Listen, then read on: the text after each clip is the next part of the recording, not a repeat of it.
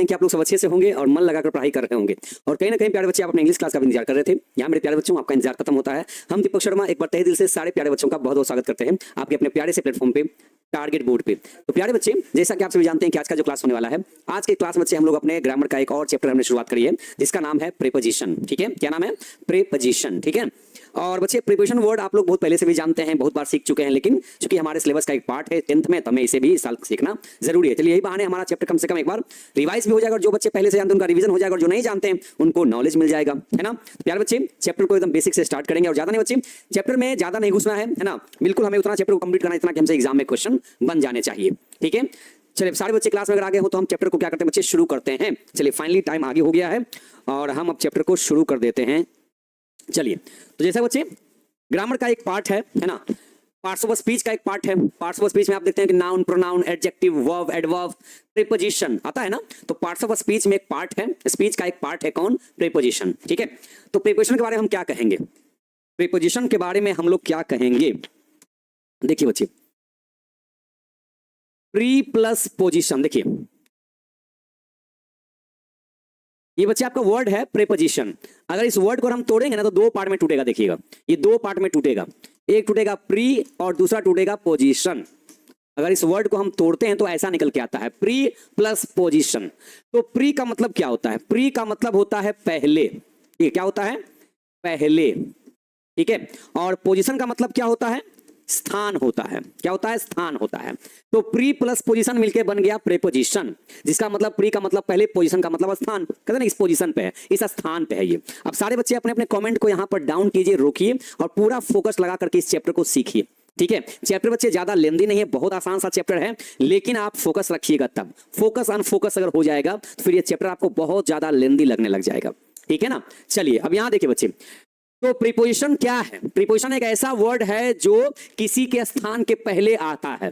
किसके स्थान के पहले? तो बच्चे यहां पर देखा जाए ना तो ये मेनली नाउन या प्रोनाउन के स्थान के पहले आता है। नाउन या प्रोनाउन के पोजीशन के पहले आने वाला वर्ड क्या कहलाता है? प्रीपोजिशन कहलाता है। अभी इतने से ना बात ये पता नहीं चल पाएगी, हजम नहीं हो पाएगा। अभी तो हमने इसको शॉर्ट में समझा दिया कि अगर प्रीपोजिशन को दो टुकड़ों में तोड़िएगा तो क्या निकल के आएगा? Pre plus position. प्री का मतलब के पहले, पोजीशन का मतलब स्थान। तो स्थान किसी का तो स्थान होता ना होगा आखिर सेंटेंस में। तो किसी सेंटेंस में जो नाउन और प्रोनाउन का जहां स्थान रहता है ना, उसके पहले आता है ये, उसके पहले आता है। ठीक है, आप हिंदी में जो बच्चे छोटे छोटे जो वर्ड देखते थे ना, जैसे हिंदी में आप हिंदी व्याकरण में आप जो कारक पढ़ते थे कि कर्ता ने, कर्म को, करण से, है ना, और क्या क्या आगे होता है वो हमको नहीं पता। देखो इतना जानते हैं कि जो छोटे छोटे जो वर्ड होते हैं ना, जैसे ने, में, पर, से, का, की, के लिए, ये सब जो वर्ड होते हैं हिंदी में ना, उन्हीं को अंग्रेजी में प्रीपोजिशन कहते हैं। क्या कहते हैं उनको? प्रीपोजिशन कहते हैं।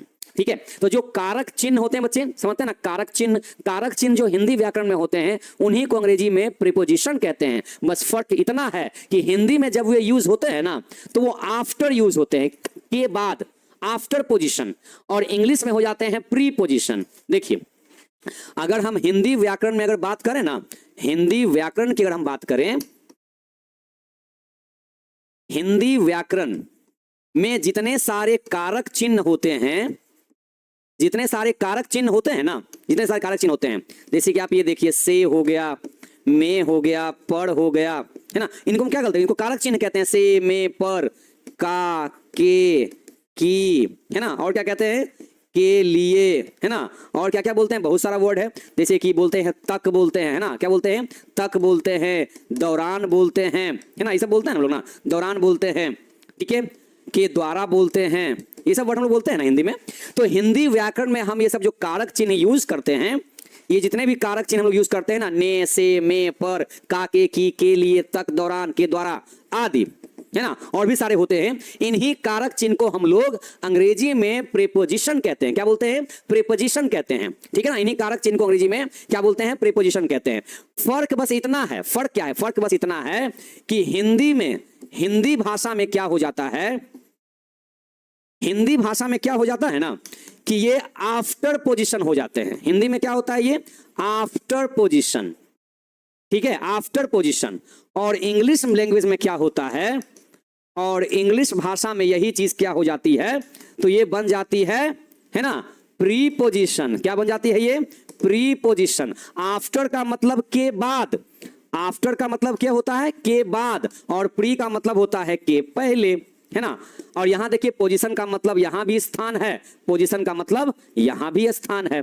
अब देखते हैं वाकई ये हमने जो बात कही ये वाकई सही है कि नहीं है। ऐसा करते हैं एग्जाम्पल यहां देख लेते हैं तो उस बात समझ में आ जाएगी कि हिंदी में जो कारक चिन्ह है उन्हीं को अंग्रेजी में प्रीपोजिशन कहते हैं कि नहीं कहते हैं, है ना। ये देख लेना होगा, ये हमको देखना पड़ेगा, ठीक है। अब हमने कहा कि हिंदी में जो कारक चिन्ह होते हैं ना वो होते हैं आफ्टर पोजीशन, मतलब किसी स्थान के बाद आते हैं, लेकिन इंग्लिश में हो जाते हैं प्री पोजीशन, किसी स्थान से पहले हो जाते हैं। अब आपके सामने बच्चे हम एग्जाम्पल सेट करते हैं, तब देखते हैं बात हमने जितना भी हमने लेक्चर दिया वो सही दिया कि नहीं दिया। यहां देखिए हमने लिखा, यहां पर हमने लिखा जैसे नदी में, हमने लिखा यहां पर नदी में, है ना। अच्छा बताइए हिंदी में कैसे लिखते हैं? नदी में लिखते हैं या आप में नदी लिखते हैं? क्या लिखते हैं? नदी में या फिर में नदी? नदी में बोलते हैं कि में नदी बोलते हैं? क्या बोलते हैं बताइए, क्या बोलते हैं आप? दोनों में कौन सही कौन गलत? ये हिंदी की बात कर रहे हैं, यहां हमने हिंदी का एग्जाम्पल दिया है। ये रहा बच्चे आपके सामने हिंदी वाला एग्जाम्पल कि हिंदी में आप जो कारक चिन्ह यूज करते हैं वो वाकई नाउन या प्रोनाउन के स्थान के बाद लगाते हैं कि नाउन या प्रोनाउन के स्थान के पहले लगाते हैं? कैसे लगाते हैं ये बताइए, कौन वाला सही है, नंबर 1 कि नंबर 2? बताइएगा। ये तो हिंदी वाला एग्जाम्पल हो गया, अब अंग्रेजी वाला आपको एग्जाम्पल दिखाते हैं। इंग्लिश में जो कि आपको एग्जाम्पल सेट करते हैं, इंग्लिश में हमने लिखा इन द रिवर सही होता है, इन द रिवर सही होगा या फिर द रिवर इन सही होगा? क्या सही होगा यार बच्चे बताइएगा, क्या इसमें सही माना जाएगा? किसको सही माना जाएगा? अगर हिंदी की बात करें तो हिंदी में क्या बोला? हिंदी में बोला कि हिंदी व्याकरण में ये जो कारक चिन्ह होते हैं ना ये किसी पोजीशन के बाद आते हैं। किसके पोजीशन? तो पोजीशन का मतलब पहले बता दिया गया नाउन या प्रोनाउन, ठीक है। तो इसका मतलब क्या हो गया कि हिंदी भाषा में ये जो कारक चिन्ह होते हैं, ये जो कारक चिन्ह होते हैं से, में, पर, काके, की के लिए, ये आफ्टर पोजीशन होते हैं, मतलब नाउन प्रोनाउन के स्थान के बाद, और इंग्लिश में किसी नाउन या प्रोनाउन के स्थान के पहले यूज हो जाते हैं। तो इस हिसाब से अगर हम सही किसको मानेंगे तो हम माने कि ये वाला सही है और ये वाला गलत है हिंदी भाषा में, क्योंकि हिंदी भाषा में जो कारक चिन्ह है वो नाउन या प्रोनाउन के स्थान के बाद यूज होते हैं, है ना, के पहले यूज नहीं होगा।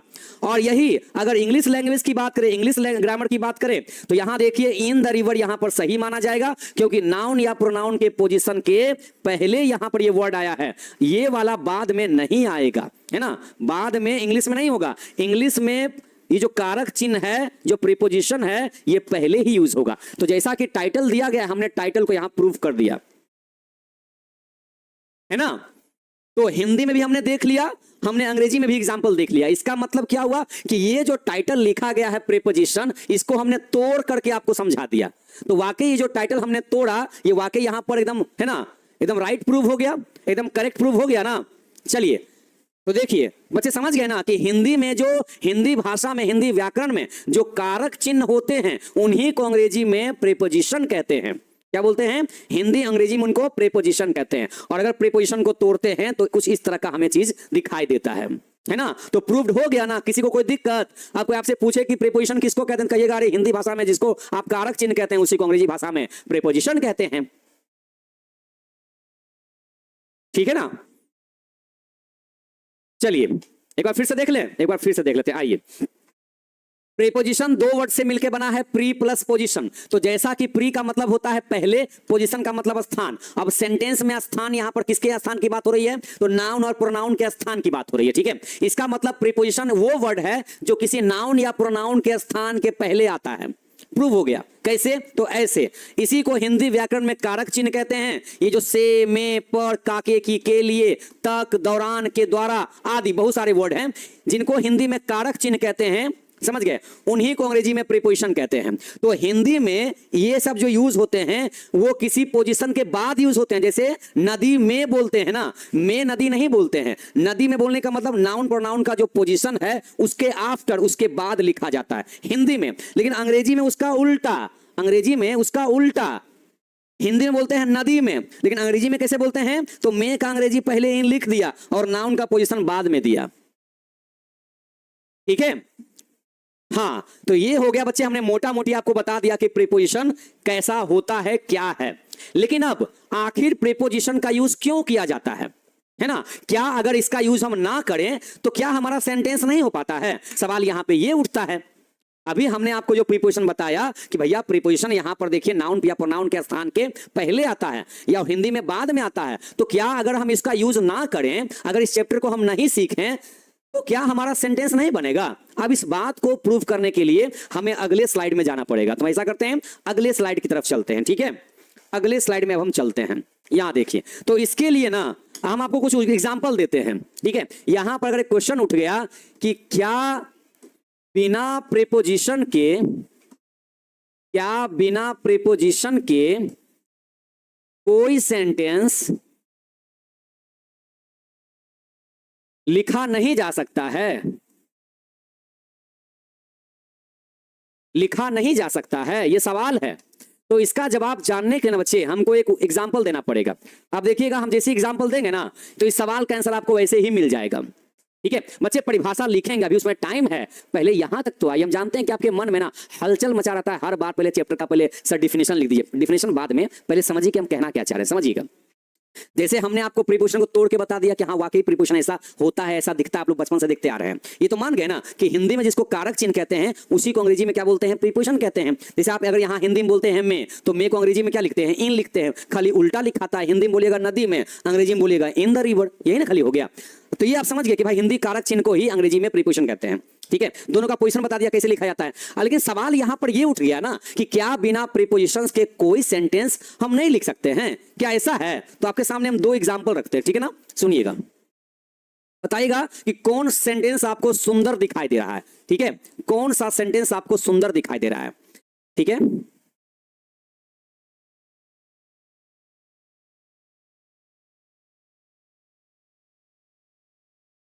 मैं साइकिल से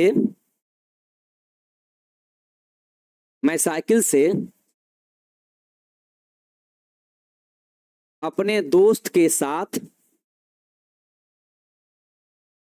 कॉलेज जाता हूं। ठीक है बच्चे, ध्यान से देखिएगा, अभी इस क्वेश्चन का तुरंत आपका आंसर मिल जाएगा। ये पहला एग्जांपल। दूसरा एग्जांपल बच्चे यहां पर सेट करते हैं। दूसरा एग्जांपल देखिए, यहां लिखा हमने, मैं साइकिल अपने दोस्त कॉलेज जाता हूं। बच्चे दोनों सेंटेंस को ध्यान से पढ़िए, एक पढ़िए, ये पढ़िए, मैं साइकिल से अपने दोस्त के साथ कॉलेज जाता हूं। आपको बात समझ में आ गई ना कि कोई अपने बारे में बता रहा है कि वो कॉलेज कैसे जाता है? तो एक तो साइकिल से जाता है और अपने दोस्त के साथ जाता है। ठीक है, अब यहां देखिए, इसी बात को ऐसे में लिखा, मैं साइकिल अपने दोस्त कॉलेज जाता हूं। जरा ये बोल के देखिए तो बोलने में कैसा लग रहा है? मैं साइकिल अपने दोस्त कॉलेज जाता हूं। बताइए, अगर हम पूर्ण अर्थ की बात करें, अगर फुल मीनिंग की बात करें, तो कौन सा सेंटेंस हमको पूरा मीनिंग दे रहा है? ये बताइए, कौन सा सेंटेंस हमको मीनिंग दे रहा है? मीनिंग, अर्थ दे रहा है साथ में। और कौन ऐसा सेंटेंस है जिसमें लग रहा है कि ये क्या बोल दिया, उटपटांग तरीके से बोल रहा है, जैसे बोलना चाहिए वैसे नहीं बोल रहा है। कह रहा है कि मैं साइकिल अपने दोस्त कॉलेज जाता हूं। ये क्या बात हुई? मैं साइकिल अपने दोस्त कॉलेज जाता हूं, ये क्या बोलना चाह रहा है भाई? दोनों में कौन आपको बताइए अटपटा टाइप का लग रहा है और कौन सही लग रहा है? क्या लग रहा है कि हाँ ये बोलने का एक मतलब निकल रहा है, लेकिन ये बोलने का मतलब नहीं निकल रहा है ना? तो आप तुरंत समझदार इंसान हैं, आप तुरंत समझ गए हो कि हम क्या कहना चाह रहे हैं आपको। कि ये जो सवाल कोई किसी बच्चे ने खड़ा किया होगा अगर, है ना, क्या किसी बच्चे के मन में सवाल आया कि क्या हम प्रीपोजिशन चैप्टर को सीखे बिना कोई सेंटेंस मेकिंग नहीं कर सकते हैं? क्या हम सेंटेंस नहीं लिख सकते हैं? तो बच्चे याद रखिएगा, हिंदी में बोलते हैं कारक चिन्ह, अंग्रेजी में कहते हैं उसी को प्रीपोजिशन। अब देखिए, इसी दोनों सेंटेंस को ना हम आपको ऐसे अंग्रेजी में लिख के दिखाते हैं। ये हमने आपको हिंदी में एग्जाम्पल दिया, तो हिंदी में जब हमने एग्जाम्पल दिया तो हमने यहां देखिए, ध्यान से देखिए, ये क्या है? कारक चिन्ह के साथ कारक चिन्ह, इसको हमने यहां गायब कर दिया। तो इसका मतलब बिना कारक चिन्ह का कोई हिंदी सेंटेंस नहीं बन सकता है। कारक चिन्ह आएगा ही आएगा, अगर सेंटेंस में जरूरत है तो वो आएगा ही आएगा। ठीक है, सेंटेंस को अगर बड़ा करना है, सेंटेंस को लंबा करना है, तो भाई लंबा करने के लिए आपको याद रखिए कारक चिन्ह का यूज कंपलसरी है। समझ गए ना? तो यहां अगर हमने हटा दिया तो भैया पूरा उटपटांग टाइप का हो गया, मतलब ये सेंटेंस हमारा यहां पर रॉन्ग हो गया। और ये कारक चिन्ह के साथ बिल्कुल परफेक्ट हो गया। अब ये तो हिंदी की बात हो गई, तो हिंदी में समझ जाइए, जब हिंदी में कारक चिन्ह जरूरी है तो अंग्रेजी में प्रीपोजिशन जरूरी नहीं होगा। जरूरी नहीं होगा जी, बिल्कुल जरूरी होगा, क्योंकि जो हिंदी में कारक चिन्ह है उसी को तो अंग्रेजी में प्रीपोजिशन कहते हैं, है ना। अब इसी बात को देखिए, हम आपको इंग्लिश में एग्जांपल लिखते हैं। यहां देखिए, यहां हमने लिखा आई गो टू कॉलेज, ठीक है, by bicycle with my friend. ये हमने एक सेंटेंस लिखा अंग्रेजी में, ठीक है, I go to college by bicycle with my friend. अब इसी बात को हम नॉन प्रीपोजिशन, बिना प्रीपोजिशन के यूज करते हैं, ठीक है। यहां देखिए, ये पहला एग्जांपल, दूसरा एग्जांपल देखिए बच्चे, दूसरा एग्जांपल लिख रहे हैं। यहां लिखा हमने आई गो कॉलेज बाय साइकिल, ठीक है, माई फ्रेंड। अब ये देखिए, कोई कहेगा कि अरे हम भी तो अंग्रेजी लिखे हैं, हम ये भी अंग्रेजी लिखा हुआ है, तो तुम लिखे तो हम भी ऐसे लिखे हैं। I go to college by bicycle with my friend, हमने लिखा I go college by cycle my friend. ये क्या है भाई, ये क्या है ये? अब बताइए दोनों में कौन गलत है और कौन सही है?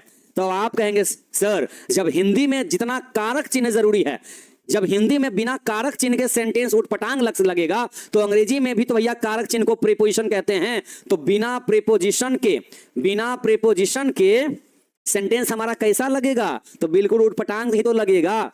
तो समझ रहे हैं ना कि सेंटेंस को अगर लंबा करना होता है, सेंटेंस के सारे वर्ड्स को अगर आपस में जोड़ना है, जोड़ करके एक अर्थ देना है, तो आपके लिए प्रीपोजिशन जरूरी है ना। जैसे हिंदी में कारक चिन्ह क्या कर रहा है, ये देखिए, मैं साइकिल अपने दोस्त कॉलेज जाता हूं, ये देख रहे हैं उठपटांग, मैं अलग खानदान का हो गया, साइकिल अलग खानदान का हो गया, अपने दोस्त अलग दिन दुनिया में चला गया, कॉलेज जाता हूं अलग दिन दुनिया में चला गया। यहां पर कोई आपस में कॉम्बिनेशन बना ही नहीं पा रहा है, कोई रिश्ता जोड़ ही नहीं पा रहा है। तो रिश्ता जोड़ने के लिए क्या चाहिए? अगुआ चाहिए।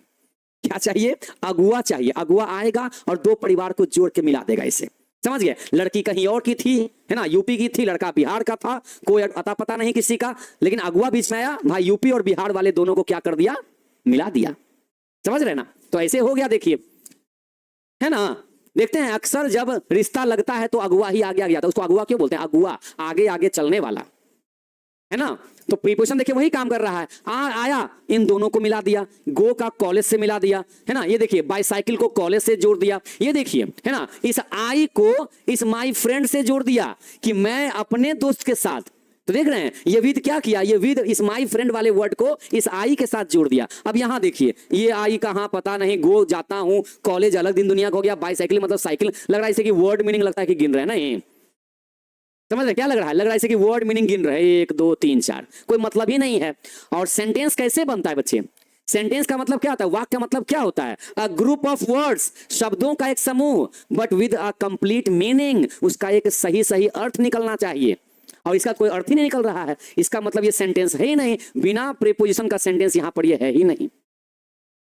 मैं उसे जानता हूं, उसमें प्रीपोजिशन नहीं, सही बात है। हमने कहा कि जब प्रीपोजिशन आता है ना, तो वो सेंटेंस में एक दूसरे वर्ड को आपस में जोड़ने का काम करता है। और मैं जानता हूं, आई नो, आपने लिख दिया आई नो, है ना, हम जानते हैं, आप लोग तुरंत दिमाग लगा लेते हैं, इसमें तो आप लोग माहिर हैं, इसमें कोई डाउट नहीं है, ठीक है। तो आई नो में कोई प्रीपोजिशन नहीं, क्योंकि यहां जरूरत ही नहीं है। जरूरत पड़ेगा तब ना जी।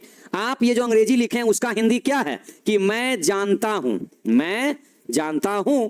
अब इसमें भैया तीनों वर्ड आपस में कनेक्टेड है, आई नो से काम चल गया, एक्स्ट्रा आगे कुछ वर्ड ही नहीं है कि कब से जानता हूं, 2 साल से जानता हूं, तब ना बोलते 4 लगाते, फॉर 2 years। अब यहां पर है ही नहीं, तो जब हिंदी में कारक चिन्ह है ही नहीं, तो अंग्रेजी में प्रीपोजिशन कैसे लग जाएगा?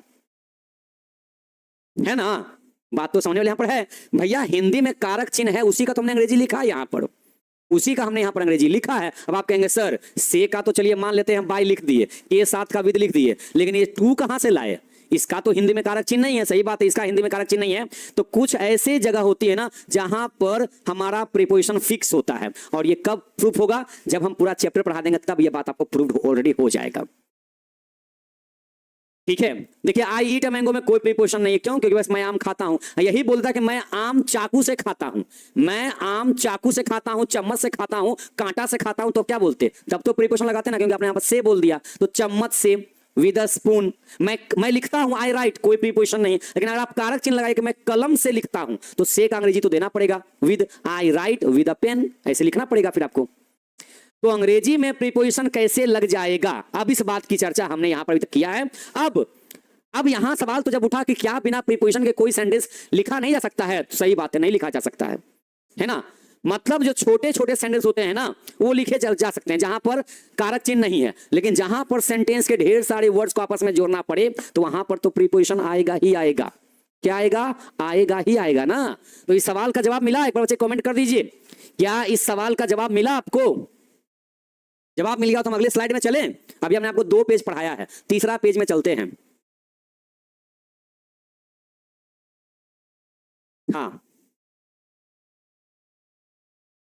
बताइए जरा सम कि क्या यहां तक मामला समझ गया ना। अब चलिए, अब आते हैं आपके जो मन में जो हलचल मचा हुआ है ना कि सर परिभाषा लिख देते तो थोड़ा मजा आ जाता, तो आइए मजा देने का काम करते हैं आपको। यहां देखिए, अब आते हैं फाइनली अपने हम इसके डिफिनेशन पे। कोई हमसे अगर पूछ दे कि व्हाट इज प्रीपोजिशन तो हम क्या कहेंगे, सुनिए। अब यहां पर जो सवाल उठाया कि व्हाट इज प्रीपोजिशन, अभी हमने आपको तोड़ के बताया, अब आपको हम सिंपली जैसे किताब में लिखा होता है वैसे बता देते हैं, ठीक है ना। सुनिएगा, तो अभी तक की बातों से क्या पता चला, अगर मोटा मोटी बात करें, है ना, इससे अगर हम इस मोटा मोटी वर्ड से हम बात करें तो हम क्या सकते हैं। कोई प्रीपोजिशन का आप पूछेगा कि प्रीपोजिशन का डिफिनेशन क्या दे सकते हैं, तो क्या कहिएगा। अभी तक हम बातों से ये पता चला है कि प्रीपोजिशन वो वर्ड होते हैं, प्रीपोजिशन वो शब्द होते हैं जो किसी सेंटेंस में आकर के, है ना, सेंटेंस में आकर के नाउन या प्रोनाउन के बीच में रिश्ता बिठाते हैं, नाउन या और प्रोनाउन के बीच में रिलेशन दिखाते हैं कि इस नाउन का उस प्रोनाउन से संबंध है, और बाकी दूसरे वाले वर्ड से भी रिश्ता दिखाते हैं। जैसे ये देखिए, ये जो बाइसाइकिल ये क्या है? नाउन है ना। अब इस नाउन का रिश्ता बताइए किससे दिखाया? इस प्रोनाउन से दिखाया। अभी आपको मोटा मोटी समझा रहे हैं एग्जांपल के थ्रू, देखिएगा। ये बाइसाइकिल क्या? एक साइकिल, एक नाउन है, एक संज्ञा है। इस संज्ञा का रिश्ता किसे दिखाया? इस आई का, क्योंकि साइकिल किसका है? तो इस आई का है, मतलब मेरा है। तो देख रहे हैं, अगर हम यहां बाई नहीं लगाते फिर यहां कोई मतलब बनता इसका? नहीं बनता। तो यहां पर जो लिखा हुआ कि मैं साइकिल से, इसका मतलब मैं अपनी साइकिल से अपने दोस्त के साथ कॉलेज जाता हूं। यहां देखिए, तो इस नाउन का रिश्ता किसके साथ बिठाया? प्रोनाउन के साथ में। देखिए इस प्रोनाउन का रिश्ता, ये देखिए, ये यहां एक और नाउन बैठा हुआ है, ये देखिए फ्रेंड, उस फ्रेंड वाला जो वर्ड है उसका रिश्ता इस प्रोनाउन से देखिए आ गया। ये देखिए कॉलेज, है ना, ये देखिए कॉलेज, यहां पर जो प्रीपोजिशन आया इस नाउन का, ये कॉलेज भी नाउन है, यहां देखिए वर्ब, इस वर्ब के साथ रिश्ता दिखा दिया। देखिए तो ये क्या कर रहा है? तो ये वर्ड को आपस में जोड़ जोड़ करके रिश्ता बिठाता है, रिश्ते को दिखाता है। मेनली नाउन प्रोनाउन के बीच में दिखाता है, लेकिन बाकी दूसरे वाले वर्ड्स के साथ भी दिखाता है। ठीक है, अब बच्चे, अब इसको हम सिंपली डिफिनेशन लिख देते हैं, ठीक है ना, कि व्हाट इज प्रीपोजिशन। तो हम सिंपली कहेंगे preposition is a word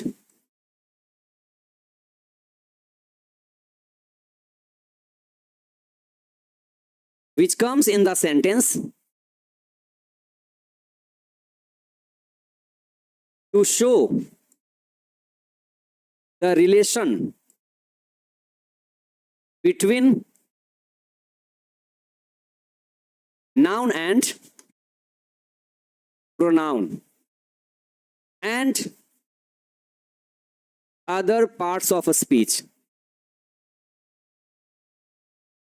other parts of speech बोलने का मतलब क्या हो गया? और भी दूसरे जो पार्ट्स ऑफ स्पीच होते हैं, जैसे कि वर्ब हो गया, एडवर्ब हो गया, है ना, एडजेक्टिव हो गया, उनके साथ में भी ये आकर के सेंटेंस को क्या करता है? कंप्लीट मीनिंग देता है। ठीक है, तुम कह सकते हैं preposition is a word, preposition एक ऐसा शब्द है जो आता है, which comes in the sentence, जो वाक्य में आता है दिखाने के लिए, शो करने के लिए, दिखाने के लिए क्या? एक रिश्ते को, है ना, वी शो द रिलेशन, जो रिलेशन दिखाता है किसके बीच में? बिटवीन का मतलब बीच में, किसके बीच में? तो नाउन और प्रोनाउन के बीच में रिश्ते को दिखाने के लिए आता है, और साथ ही साथ ये बाकी बचे हुए जो दूसरे पार्ट्स ऑफ स्पीच होते हैं उनके साथ भी ये रिश्ता दिखाता है। ठीक है, अब यहां पर अगर हम एग्जाम्पल के जरिए देखें, यहां देखिए एग्जाम्पल देखिए बच्चे, यहां हमने लिखा वह चम्मच से दूध पीती है, चम्मच से दूध पीती है। इसे अंग्रेजी में हम कैसे लिखेंगे? ऐसे लिखेंगे, she drinks milk with a spoon। तो यहाँ जो विद है ये क्या है, हमारा प्रीपोजिशन है, ये क्या है, प्रीपोजिशन है ना। ये देखिए क्यों आया है, अगर हम विद यहां से गायब कर दे तो क्या हो जाएगा, she drinks milk a spoon, मतलब दूध को भी पीती है और चम्मच को भी पी जाती है, ऐसा तो नहीं है। तो कह रहा है कि नहीं, चम्मच से दूध पीती है, ये कहने का मतलब है। तो यहां जो विद आया क्या बताया कि इस दूध का रिश्ता, देख रहे हैं, ये देखिए यहाँ शी क्या देखिए, यहां देखिए बच्चे शी प्रोनाउन है, और ये क्या है देखिए, चम्मच क्या है यहाँ पर नाउन है, और क्या है ये मिल्क क्या है देखिए नाउन है ना। अब इस चम्मच का रिश्ता किसके साथ, इस प्रोनाउन के साथ, क्योंकि चम्मच उसी के हाथ में है। ये दूध देखिए, इस दूध का यहाँ पर जो नाउन है, ये रिश्ता किसके साथ बिठा गया भाई, कि दूध कैसे जाता है उसके मुंह में, तो चम्मच के साथ जरिए, चम्मच के जरिए जाता है वो। तो इस मिल्क का इस नाउन के साथ में क्या बता दिया, देखिए रिश्ता बता दिया। तो आपस में क्या कर रहा है, ये रिलेशन बिठाने का काम करता है। If you remove the preposition from this sentence, it means that the sentence will be meaningless, sentence हमारा क्या हो जाएगा, पूरा का पूरा अर्थहीन हो जाएगा। ठीक है, यहां देखिए बच्चे, हमने एक एग्जांपल दिया आपको, यहां पर एक और एग्जांपल देके समझा देते हैं, काफी रहेगा 2 एग्जांपल, है ना। देखिए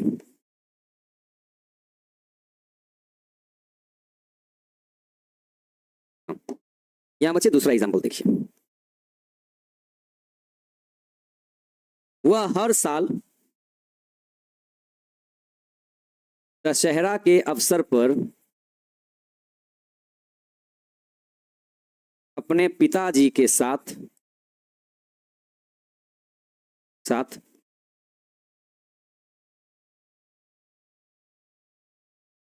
राजधानी एक्सप्रेस से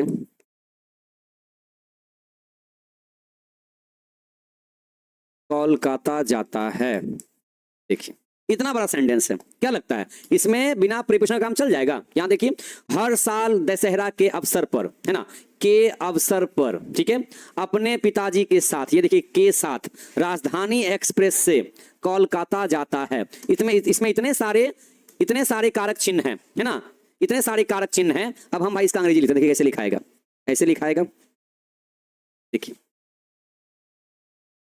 he goes to, यहां देखिए he goes to Kolkata on the eve of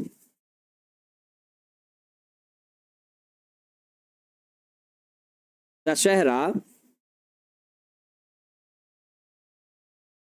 with his father by the राजधानी एक्सप्रेस। देखिए बच्चे, इसमें हमने कहां कहां प्रीपोजिशन लगाया, देखिए एक प्रीपोजिशन हमारा यहां देखिए टू आ गया, है ना, यहां देखिए ऑन आ गया, यहां देखिए ऑफ आ गया, यहां देखिए विद आ गया, यहां देखिए बाय आ गया, है ना। ये सब क्या है, देखिए सब के सब देखिए प्रीपोजिशन है। ऐसा कीजिए 1 2 3 4 5, है ना, इन पांचों प्रीपोजिशन को आप हटा के एक बार देखिए कैसा लगेगा बोलने में। समझिए क्या लिखा हुआ, ऐसे पढ़िए, he goes Kolkata the eve Dussehra his father the Rajdhani Express. बताइए कोई मीनिंग इसका निकलेगा। ईव का मतलब होता है अवसर, ठीक है, यहां जो हिंदी लिखा गया उसी का पर अंग्रेजी लिखा गया है, अवसर को ईव कहते हैं, ठीक है ना। तो he goes to Kolkata on the eve of Dussehra with his father by the Rajdhani Express. और हर साल का अंग्रेजी क्या हो जाएगा, एवरी ईयर, क्या हो जाएगा, एवरी ईयर। तो मेनली हम क्या दिखाना चाह रहे हैं कि ये जो प्रीपोजिशन है ये एक दूसरे में क्या करता है, आपस में नाउन प्रोनाउन का आपस में रिश्ता बिठाता है, दिखाता है, और साथ ही साथ बाकी दूसरे वर्ड के साथ भी रिश्ता दिखाता है ये, है ना, बाकी जो अदर जो पार्ट्स ऑफ स्पीच है, बाकी दूसरे सारे जो शब्द हैं उनके साथ भी ये रिश्ता दिखाता है। तो भाई ये प्रीपोजिशन का इतना डिफिनेशन काफी है सिंपल सा, और उसमें सिंपल सा एग्जांपल भी काफी है कि अगर हम प्रीपोजिशन को छोड़ दें, अगर यूज नहीं करें, तो सेंटेंस हमारा वाकई मीनिंगलेस हो जाएगा। क्या हो जाएगा, मीनिंगलेस हो जाएगा, उसका कोई अर्थ नहीं निकल पाएगा। और जब हम प्रीपोजिशन को सेट करते हैं तो उसका कंप्लीट एक मीनिंग निकल के आता है। ओके, अब आपके जहन में अब अगला सवाल ये आएगा कि सर कितना तरह का प्रीपोजिशन होता है, कहीं पर टू लग रहा है, क्या हम यहां पर ऑन नहीं लगा सकते हैं, क्या यहां टू नहीं लिख सकते हैं, क्या यहां ऑन नहीं लगा सकते हैं, क्या यहां पर टू नहीं लिख सकते हैं, क्या यहां विद नहीं लगा सकते हैं, क्या यहां पर हम ऑफ नहीं लगा सकते हैं। ये सब जो सवाल आपके मन में उतर रहा है ना, इसका आंसर अब निकलेगा कैसे, जब हम पूरे प्रीपोजिशन को डिवाइड करके सीखेंगे, उसको बांट बांट करके सीखेंगे। इसका मतलब प्रीपोजिशन के टाइप को अगर हमने सीख लिया ना, तो ये सारे सवाल का जवाब आपके दिमाग में आ जाएगा। तो इसके लिए हमें क्या करना पड़ेगा, अब अगला टर्म हमको जाना पड़ेगा कि आखिर प्रीपोजिशन के कितने टाइप होते हैं, कितने तरह का प्रीपोजिशन होता है, ये हमें सीखना पड़ेगा। तो आज हम बच्चे आपको ना सिर्फ और सिर्फ प्रीपोजिशन के टाइप का नाम बताएंगे, बस नाम। बाकी जितने टाइप हैं उसको अगले दिन से हम एक एक करके सिखाना शुरू करेंगे विद एग्जाम्पल्स, एग्जाम्पल के साथ में। और जब चैप्टर कंप्लीट हो जाएगा हमारा 4 से 5 दिन में, तो फिर आपको उसका हम प्रैक्टिस भी करा देंगे, ठीक है। चलिए अब यहां देखिए बच्चे, मेनली बस जो हमारा क्वेश्चन है वो बताते हैं। यहां जो सवाल उठेगा अब यहां पर कि how many types of preposition, how many types of preposition are there, ठीक है, इन इंग्लिश ग्रामर। क्वेश्चन उठा, ठीक है। अभी जब क्वेश्चन उठा है तो इसका आंसर देना भी बनता है। तो सिंपली हम कहेंगे देयर आर।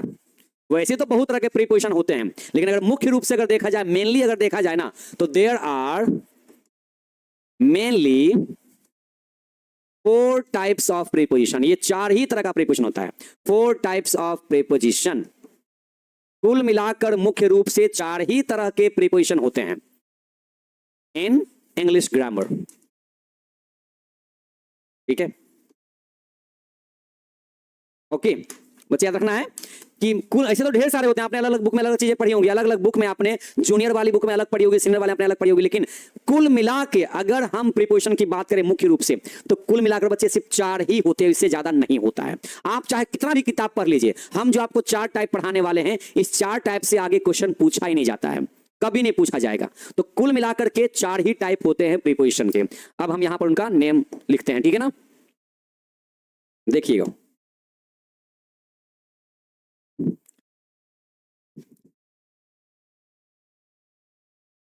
और वो कौन कौन है, सच आर। पहला नाम आता है प्रीपोजिशंस ऑफ टाइम, ठीक है।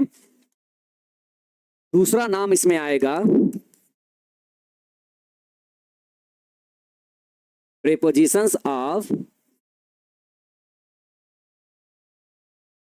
प्लेस, या इसी को बोलते हैं पोजीशन, ठीक है। इसी को प्लेस कहिए, इसको आप चाहे प्रीपोजिशन पोजीशन कहिए। थर्ड प्रीपोजिशंस ऑफ डायरेक्शन, ठीक है। And the last one number 4, इसे कहते हैं बच्चे डिपेंडेंट प्रीपोजिशन कहते हैं। डिपेंडेंट प्रीपोजिशन हम लोग इसे कहते हैं, ठीक है। यहां देखिए बच्चे, कह रहा है कि how many types of preposition are there in English grammar. तुमने कहा देयर आर मेनली 4 टाइप्स।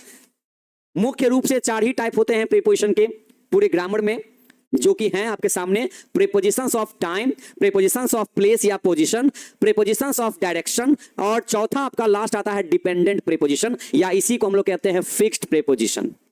इसी को हम लोग कहते हैं फिक्स्ड प्रीपोजिशन। इसी को डिपेंडेंट प्रीपोजिशन कहिए, चाहे आप इसे फिक्स प्रीपोजिशन कह सकते हैं। फिक्स का मतलब क्या होता है, फिक्स का मतलब जो फिक्स है, जिसको रट्टा मारने का काम करना पड़ता है, रट्टा मारने वाला प्रीपोजिशन। अगर हिंदी में कहें तो रट्टा मारने वाला प्रीपोजिशन। बाकी जो 3 है ये समझने वाला प्रीपोजिशन है। बाकी बच्चे आप जो देख ना, ये 3 टाइम वाला, पोजीशन वाला, प्लेस वाला और डायरेक्शन वाला, ये तीनों के तीनों समझने वाला है। इसको आप कह सकते हैं कॉन्सेप्चुअल प्रीपोजिशन, कॉन्सेप्चुअल प्रीपोजिशन, ठीक है। इसको हम कहेंगे कॉन्सेप्चुअल प्रीपोजिशन, क्योंकि इसके कॉन्सेप्ट को सीखना पड़ेगा, इसे समझना पड़ेगा। कॉन्सेप्ट मतलब इसकी धारणा सीखनी पड़ेगी हमें। तो हम अपनी भाषा में कहेंगे कि ये समझने वाला प्रीपोजिशन है, मतलब यहां दिमाग लगाना पड़ेगा। और ये जो फिक्स प्रीपोजिशन है बच्चे ना, इसे अपनी भाषा में हम कहते हैं रट्टा मारने वाला प्रीपोजिशन, रट्टा मारने वाला प्रीपोजिशन। याद रखिएगा, ग्रामर में कुछ चीजें हैं जो रट्टा मारना पड़ता है। रट्टा मारने का मतलब जो है तो फिक्स है, उसमें ग्रामर आप दिमाग में लगा सकते हैं, इसमें आप ग्रामर यूज नहीं कर सकते हैं। ये फिक्स है तो इसका मतलब रट्टा मारना पड़ेगा, रट्टा मारना पड़ेगा। लेकिन जहां समझने वाला चीज है उसे हम कहेंगे कॉन्सेप्चुअल प्रीपोजिशन कहेंगे, कि जहां पर कॉन्सेप्ट लगाना पड़ता है। समझ गए? तो बच्चे ये बात रही कॉन्सेप्ट सीखने की। तो एक एक करके हम तीनों को समझेंगे। और चौथा वाला तो भैया सबको रट्टा मारना पड़ता है। तो जैसे हम रट्टा मारे हुए हैं, आपको भी रट्टा मारना पड़ेगा। एग्जाम आप कहेंगे सर एग्जाम में कहां से क्वेश्चन पूछता है? एग्जाम में क्वेश्चन कहां से पूछता है? किसी एक से, खाली टाइम वाले से नहीं, कहीं से भी कहीं से भी अगर रट्टा मारने वाला से पूछ दिया तो भाई यहां से बनाना पड़ेगा आपको। अब आप कहेंगे सर कितना रट्टा मारना पड़ेगा, तो भैया इसका कोई अंत नहीं है, प्रीपोजिशन का कोई अंत नहीं। जितना ज्यादा आप रीडिंग डाल सकते हैं, क्वेश्चन बना सकते हैं, बनाइए, बनाते रहिए जब तक ही आपको लगे कि भैया हम अपना प्रीपोजिशन का लेवल हाई कर चुके हैं, तब तक फिक्स वाले को पढ़ते रहना पड़ता है। लेकिन हाँ, इन तीनों पे कमांड कर लीजिएगा। अगर इन तीनों पे अगर आपने कमांड कर लिया तो आप 12th तक निश्चिंत हो जाइए, 12th क्लास तक आप निश्चिंत हो जाइए।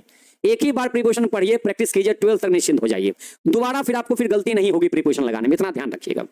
अब आज की क्लास को हम यहीं पर क्या करते हैं, डिस्पर्स करते हैं, क्योंकि आज हमने आपको बताया सबसे पहले प्रीपोजिशन वर्ड बना कैसे, है ना, प्रूव कर दिया कि हिंदी में जो कारक चिन्ह होता है उसी को अंग्रेजी में प्रीपोजिशन कहते हैं। खाली आपस में ये उल्टा हो जाते हैं, हिंदी में बाद में होते हैं, अंग्रेजी में देखिए उसी को पहले यूज कर दिया जाता है। डेफिनेशन के अकॉर्डिंग चलने पहले प्रीपोजिशन के जो कॉन्सेप्ट है वो हमने आपको बता दिया यहाँ पर कि बिना इनके काम नहीं चल सकता है। अब जो डिफिनेशन वाइज है परिभाषा, वो आपके सामने एग्जांपल के तौर पे लिख दिया गया।